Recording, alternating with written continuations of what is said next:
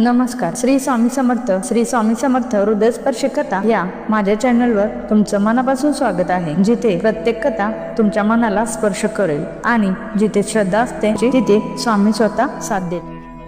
श्री स्वामी समर्थ. मुंबईतील साधा आयुष्य जगणारा हरिभाऊ अचानक मोठ्या अडचणीत सापडला, पण स्वामी समर्थांवर विश्वास ठेवून केलेल्या नवसामुळे त्याची परिस्थिती चमत्कारीरित्या बदलते आणि ते कर्जमुक्त होतात. अक्कलकोटला जाऊन स्वामींचं दर्शन घेतल्यावर मात्र त्यांच्या आयुष्यातला खरं वळण येतं, कारण स्वामी त्यांना थेट संसार सोडण्याचा आदेश देतात. एकीकडे रडणारी पत्नी, कुटुंबाची जबाबदारी आणि दुसरीकडे गुरुवरील अढळ श्रद्धा, अशा कठीण परिस्थितीत हरिभाऊ शेवटी सर्व काही त्यागून स्वामींच्या मार्गावर चालतात. भगवे वस्त्र धारण करतात आणि त्यांच्या कृपेने त्यांना आत्मज्ञान प्राप्त होते. म्हणून ही कथा आपल्याला शिकवते की खऱ्या गुरुवर पूर्ण विश्वास ठेवला तर जीवनाचा अर्थ सापडतो आणि अशक्यही शक्य होतं. चला तर पूर्ण अध्याय पाहूया. भक्तजन तारणार्थ यती रूपे श्रीदत्त भूवरी प्रकट होत अक्कलकोटी वास केला. म्हणजे भक्तांचा उद्धार करण्यासाठी श्री दत्तात्रयांनी यती रूप धारण करून पृथ्वीवर अवतार घेतला आणि अक्कलकोट येथे वास्तव्य केले. जे जे झाले त्यांचे भक्त त्यास श्रेष्ठ स्वामी संतू एका त्यांचे चरित्र महादोष जातील. म्हणजे जे कोणी स्वामींचे भक्त झाले त्यात स्वामी संतू श्रेष्ठ मानले जातात. त्यांच्या जीवन कथेचे श्रवण केल्याने मोठमोठे दोषही पाप दूर होतात. प्रसिद्ध मुंबई शहरात हरिभाऊ नामे विख्यात आनंदते होते नांदत निर्वाह करीत नोकरीने. म्हणजे मुंबई शहरात हरिभाऊ नावाचे एक व्यक्ती प्रसिद्ध होते. ते आनंदाने आपले जीवन जगत होते आणि नोकरी करत उद्धारही निर्वाह करत होते. कोकण प्राप्ती राजपुत्र तालुक्यात इटलिया गावात सुंदर हरिभाऊ तेथी राहत जात माडे तयाची. म्हणजे हरिभाऊ मूळ कोकणातील राजापूर तालुक्यातील इटिया या सुंदर गावचे होते आणि ते मराठा समाजातील होते. ते खोत त्या गावचे होते संपन्न पूर्वीचे. त्याच गावी तयाचे माता बंधू राहावती. म्हणजे त्या गावात त्यांचे खोत कुटुंब होते आणि पूर्वी ते श्रीमंत होते. त्यांच्या आई व भाऊ अजूनही गावात राहत होते. मुंबईत तयाचे मित्र ब्राह्मण नाव पंडित ते करीत या व्यापार तयाचा तोडा आला तयासी. म्हणजे मुंबईत त्याचे एक ब्राह्मण मित्र होते. त्यांना पंडित म्हणत ते व्यापार करत होते, पण त्यांचा मोठा तोटा झाला. एके समयी पंडितांनी स्वामी कीर्ती ऐकली कानी तेव्हा भाव धरुणी म्हणी नवस केला स्वामी ते. म्हणजे एकदा त्या पंडितांनी स्वामी समर्थांची कीर्ती ऐकली. त्यांच्या मनात श्रद्धा निर्माण झाली आणि त्यांनी स्वामींचा नवस केला. जरी 8 दिवस मी होईन कर्जमुक्त तरी दर्शनात त्वरित अक्कलकोट येईन. म्हणजे पंडितांनी असा नवस केला की जर मी 8 दिवसात कर्जमुक्त झालो तर लगेच अक्कलकोटला जाऊन स्वामींचे दर्शन घेईन. यासी 7 दिवस झाले, काही अनुभव न आले. तो नवले एक वर्तना एके चित देवनी. म्हणजे 7 दिवस झाले तरीही काही अनुभव आला नाही. पण त्यानंतर एक आश्चर्यचकित घटना घडली की ती पुढे सांगितली आहे. हरिभाऊ आणि त्यांचे मित्र अफूचा व्यापार करिता तया आपणा नुकसान सत्य येईस वाटे. म्हणजे हरिभाऊ आणि त्यांचे मित्र अफूचा व्यापार करता होते. त्यांना वाटत होते की या मोठे नुकसान होणार आहे. त्यांनी काढली एक युक्ती. बोलावून पंडित प्रती सर्व वर्तमान त्या सांगितली. म्हणती काय करावे. त्यांनी एक उपाय काढला आणि पंडितांना बोलवून सगळी परिस्थिती सांगितली आणि विचारले की आता काय करावे. हे नुकसान भरावयासी द्रव्य नाही आमापासी चिरकिया होत अब्रुसी बडा लागले आमच्या. म्हणजे ते म्हणाले की हे नुकसान भरून काढण्यासाठी आमच्याकडे पैसे नाहीत आणि जर तक्रार झाली तर आमच्या बदनामी होईल. तेव्हा पंडित बोलले, मला ही कर्ज काही झाले निघाले माझे दिवाळे यात संशय असे ना. म्हणजे पंडित म्हणाले की मी ही कर्जत बुडलो आहे आणि माझी ही आर्थिक परिस्थिती खूप वाईट आहे. तुम्ही वाया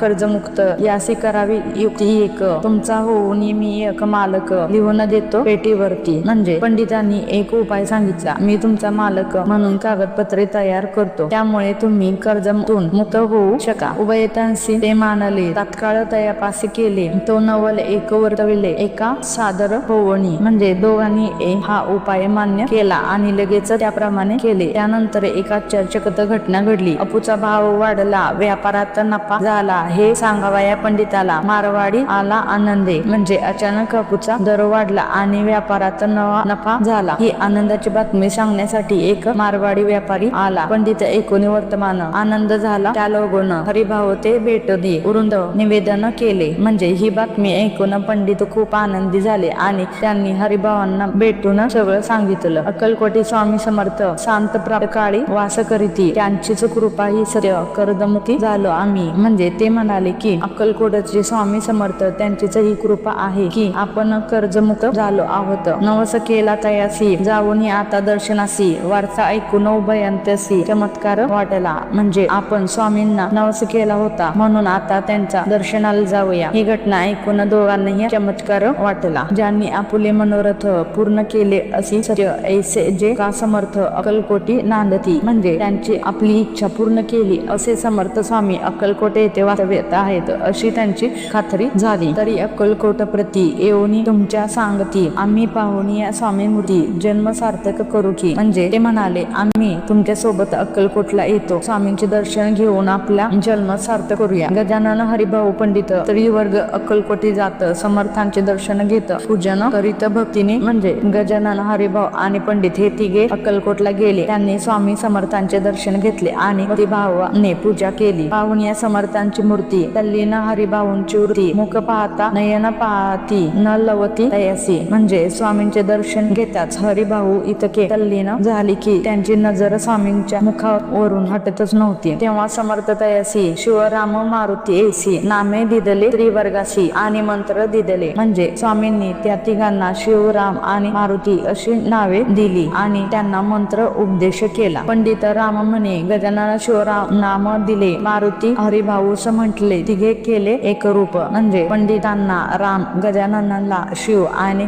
हरिभाऊंना मारुती असे नाव देऊन तिघांनाही एक रूप केले. मग समर्थ त्यावेळी त्रिवर्गास जवळ बोलविले, तिघांशी 3 श्लोक दिले, मंत्र म्हणून या ते ऐका. म्हणजे यानंतर स्वामींनी या तिघांना जवळ बोलवून 3 पवित्र मंत्र श्लोक दिले. गुरुर ब्रह्मा गुरुर विष्णू गुरुर देव महेश्वरा गुरुर साक्षात परब्रह्म तस्मै श्री गुरुदेव नमः. म्हणजे हा मंत्र हरिभाऊंना दिला. यात गुरुच ब्राह्मण विष्णू महेश असून गुरु म्हणजे परमेश्वर आहे असे सांगितले आहे, त्यामुळे गुरूंना नमस्कार करावा. दुसरा मंत्र गजाननाला त्यावेळी श्रीनी दिला, तेव्हा तयाच्या मनात आनंद झाला बहुशाळा. म्हणजे दुसरा मंत्र गजाननाला दिला, तो मंत्र मिळाल्याने त्याच्या मनात खूप आनंद झाला. आकाशपतित तयो यथा गच्छति सागरम सर्व देव नामस्मर केशव प्रति गंजिती. म्हणजे या मंत्राचा अर्थ असा की जसं पाणी आकाशातून पडून शेवटी समुद्रात जातं तसं सर्व देवांना केलेला नमस्कार शेवटी भगवान केशव विष्णू यांच्यापर्यंतच पोचतो. संतोषले मन मग पंडित जवळ घेऊन एक मंत्र उपदेशून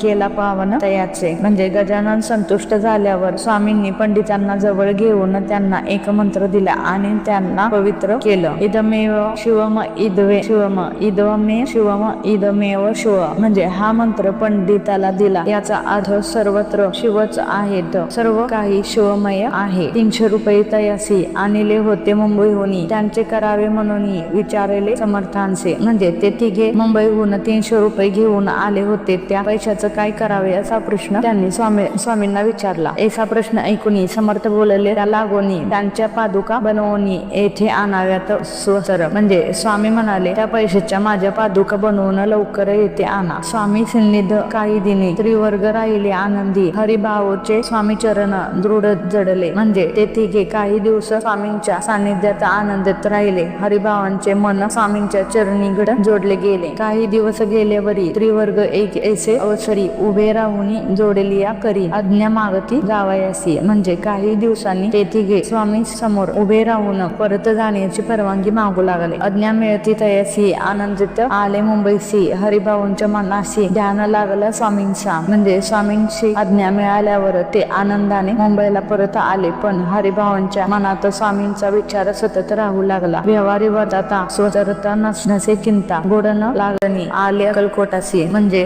त्यानंतर त्यांनी चांदीच्या पादुका बनवल्या आणि त्या स्वामींच्या चरणी अर्पण करण्यासाठी पुन्हा अक्कलकोटला गेले. भक्तजनांचा कैवारी पाहून या डोळेभरी माथा ठेवती चरणीवरती बहु अंतरी सुखावेले. म्हणजे स्वामींना पाहून ते भावुक झाले आणि त्यांच्या चरणांवर डोके ठेवले, त्यामुळे त्यांना मनातून खूप आनंद मिळाला. चांदीच्या पादुका आणविल्या, त्या श्रीचरणी अर्पण केल्या, समर्थ आधारे घेतल्या, पाय घातल्या. त्यावेळी म्हणजे त्यांनी आणलेल्या चांदीच्या पादुका स्वामींना अर्पण केल्या. स्वामींनी त्या प्रेमाने स्वीकारून लगेच पायात घातल्या. तो समर्थ त्या प्रती घेऊन या मांडीत वरती वरदहस्य सत्व सर्व गती मसकी त्यांचे ठेविला. म्हणजे स्वामींनी हरिभाऊंना आपल्या मांडीवर घेतले आणि त्यांच्या डोक्यावर आशीर्वादाचा हात ठेवला. म्हणती तू माझा संतू झालासी आता निश्चिती, परिधान करी भगवे वस्त्र, संसार देई सोडून. म्हणजे स्वामी म्हणाले तू आता माझा शिष्य झाला आहेस, आता तू संसार सोडून भगवे वस्त्र धारण कर. मग छाटी खपणी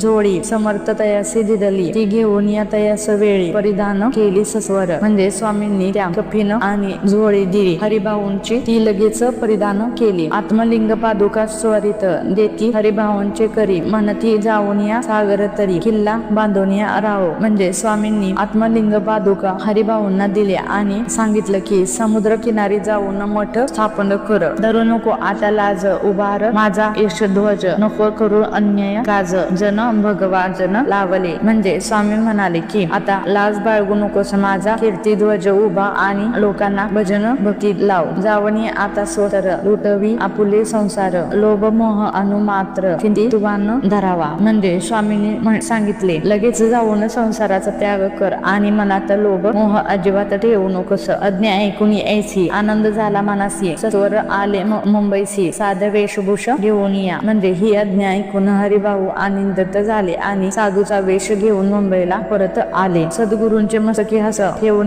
झाले ज्ञानवंत, धन्य धन्य ते स्वामी संतू, धन्य स्वामी दयाळ. म्हणजे गुरूंनी डोळ्यावर हार ठेवताच हरिभाऊंना ज्ञानप्राप्ती झाली, ते स्वामी संतू म्हणून धन्य झाले. सद्गुरूंचा उपदेश होता, तात्काळ गेली भव्य व्यथा, उपरीत झाली चिती, षटविकार निमला. म्हणजे गुरूंच्या उपदेशामुळे संसारातील दुःख दूर झाले आणि मनातील काम क्रोध लोभ मोह इत्यादी दोष नाहीसे झाले. बहुत गुरु जनी असती नाना मंत्र उपदेशी, द्रव्य प्राप्ती सत्वर निश्चिती, दोष माजविती बहुत. म्हणजे जगात अनेक गुरु असतात, पण काही जण केवळ पैसे मिळवण्यासाठी खोटे ढोंग करतात. त्याचा उपदेश न पाळे, आत्मरूपी मन न वळे, सत्ज्ञान काही न कळे, मन न चळे प्रपंची. म्हणजे अशा खोट्या गुरूंचा उपदेश काही उपयोगाचा नसतो, त्यामुळे आत्मज्ञान मिळत नाही आणि मन बदलत नाही. तयासी न म्हणावे गुरु, ते केवळ पोट भरू, भवसागर पहिला तरी उतरती ते कैसे. म्हणजे अशा लोकांना गुरु म्हणू नये, ते फक्त स्वतःचा उदरनिर्वाह करतात आणि लोकांना मोक्ष मार्ग दाखवू शकत नाहीत. तैसे नव्हे ते समर्था, जे परमेश्वर साक्षात मस्तकी ठेवतीवर दिव्य ज्ञान शिष्यते. म्हणजे स्वामी समर्थ असे नाहीत, ते साक्षात परमेश्वर आहेत, त्यांच्या आशीर्वादाने शिष्याला दिव्य ज्ञान प्राप्त होते. असो हरिभाऊंनी काय केले, ब्राह्मणांशी बोलिले, संकल्प करून ठेवले तुळशीपत्र घरावरती. म्हणजे हरिभाऊंनी ब्राह्मणांना बोलवून संकल्प केला आणि घरात तुळशीपत्र ठेवले. हरिभाऊ घर लुटवित्या, तारा नामे त्यांनी कांता, ती करी बहुत आकांता, घेत उर बडवणी. म्हणजे हरिभाऊ संसार सोडत असताना त्यांनी पत्नी तारा खूप दुःखी झाली आणि रडू लागले. म्हणे जोडून या कर लुटविती म्हणून संसार, हा नवे बरवा विचार, दुःख लाभले भोगावे. म्हणजे ती म्हणाली तुम्ही संसार सोडत आहात, हा योग्य निर्णय नाही, यामुळे पुढे दुःख भोगावे लागेल. आजवर अब्रूने दिवस काढले आपण, बरी आता अवलक्षण आपणा काय आठविले. म्हणजे ती म्हणाली आपण आजपर्यंत मान सन्मानाने जगलो, पण आता तुम्ही काय सुचलं की हा निर्णय घेतला. हसती सकल जन, धिकाती पिसू, उपास पडता कोण, खावायते घालिती. म्हणजे लोक आपल्यावर हसील, निंदा करतील आणि उपाशी राहिल्यास आपल्याला कोण अन्न देईल. अल्पवयी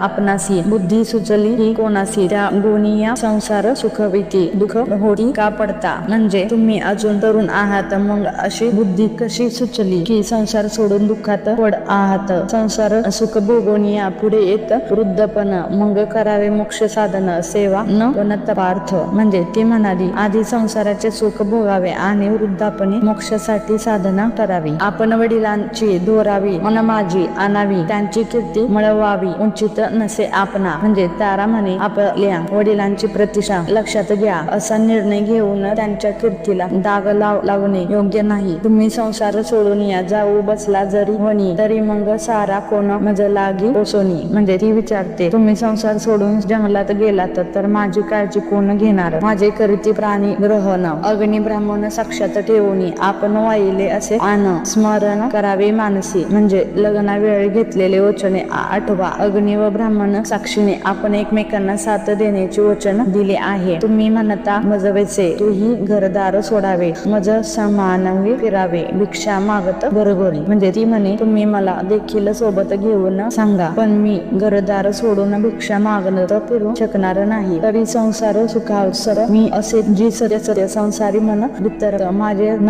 होय कदारी. म्हणजे ती स्पष्ट सांगते, मला संसारातील सुख आवडते, माझे मन वितर होऊ शकत नाही. आता जरी आपण संसार टाकीला लुटोनी हे केले महापुण्य ऐसे कोणी म्हणे. म्हणजे ती म्हणे, तुम्ही आता संसार सोडा तरी लोक आपला पुण्यकर्म म्हणणार नाहीत. कुटुंब उपवास मरावे, सर्व स्वधर्म करावे, यासी काय पुण्य कार्य म्हणावे, पाप उलटले होते असे. म्हणजे कुटुंबाला उपाशी ठेवून सर्व काही दान करणे हे पुण्य नसून पाप आहे असे ती सांगते. विनविते जोडून या कर अद्यापि स्वतर करा अंतर, आपला हा विचार सोडून या द्यावा प्राण प्रती. म्हणजे ती विनंती करते, कृपया हा विचार सोडा आणि शांतपणे संसार करा. ऐसे तयासी उत्तरे ऐकून या स्वामी कृते, समाधान बहुत प्रकारे करी तसे तयासी. म्हणजे तिचे बोलणे ऐकून हरिभाऊ तिला समजावण्याचा प्रयत्न करतात. परितारेचा पड रिपू होता जागत, संसाराचे मित्व ते लागे कळेना. म्हणजे तारेच्या मनात कायम क्रोध, लोभ, मोह आणि दोष सक्रिय होतात, त्यामुळे तिला संसाराचे खरे स्वरूप समजत नव्हते. अशा मनीषा भ्रमात आणि कल्पना वासना या डांगिनी त्यांनी तिजला झडपोनी आपणाधीन केले. म्हणजे आशा, इच्छा, भ्रम आणि वासना यांनी तिला पूर्णपणे आपल्या ताब्यात घेतले होते. त्या योग्य स्वदी चार